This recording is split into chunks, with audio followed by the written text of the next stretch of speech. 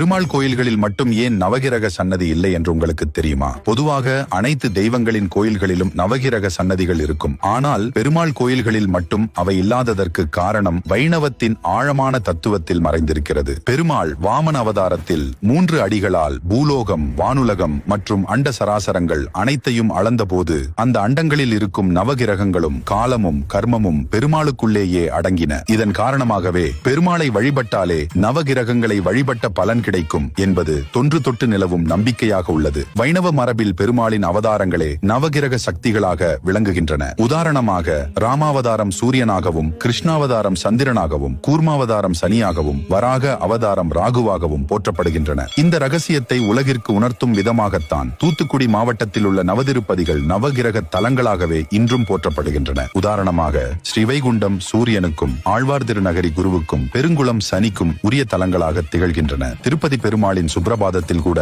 நவகிரகங்கள் அனைத்தும் பெருமாளின் தரிசனத்திற்காக காத்திருப்பதாக கூறப்படுகிறது. ஒருமுறை நாராயணா என்று சொன்னாலே பல பிறவிகளின் பாவங்கள் நீங்கி வைகுண்ட பதவி கிடைக்கும் என்பது ஐதீகம். உங்களுக்கு